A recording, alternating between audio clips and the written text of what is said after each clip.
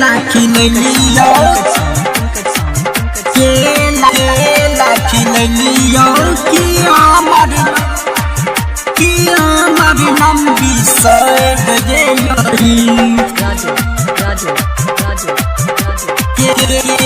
Lucky लियो कि हमार लंबी सैर छोड़ी छोरी क्या ससुराल गलई कि पिया बाके प्यार पैलई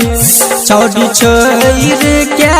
ससुराल गलई कि पिया बाके प्यार पैलई किया बाके छोड़ देलई गे कि पिया बाके प्यार पैलई छोड़ छोरी क्या ससुराल गलई कि पिया बाके प्यार पैलई छोड़ छोरी क्या ससुराल गलई कि पिया बाके प्यार पैलई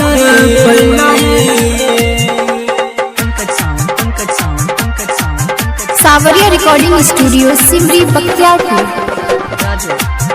सिमरी बख्तियारपुर प्यार पैलई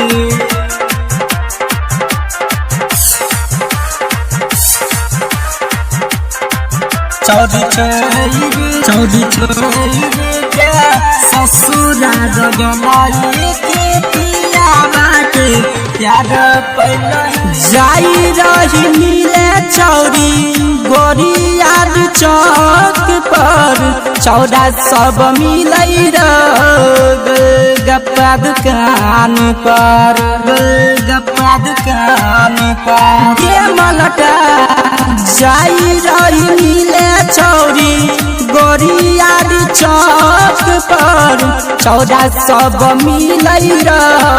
गोलगप्पा दुकान पर मिलन गाछिए में लाखी लियो कि हमार लंबी सैर गेलई छोड़ी छोरी क्या ससुराल गलई कि पिया बाके प्यार पैलई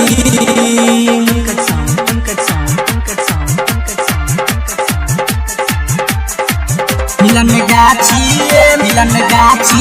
में लाखी लियो कि हमार लंबी सैर गेलई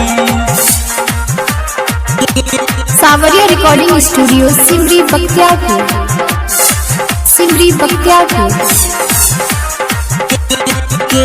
लाखी लियो कि हमार लंबी सैर गेलई राइटर नीतिश कहई चौगे चोरी रोशन रंगीला के तू छोड़ दलही गोरी ये मलटा राइटर नीतिश कहई चौगे चोरी रोशन रंगीला के तू छोड़ दलही गोरी दिवाकर विकास के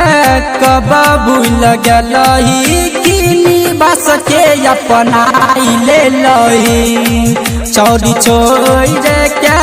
ससुराल गलई कि पिया बाके प्यार पैलई बाके छोड़ देलई गे कि पिया बाके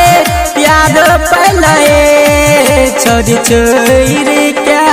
ससुराल गलई कि पिया बाके प्यार पैलई छोड़ी छोरी क्या ससुराल गलई कि पिया बाके प्यार पैलई।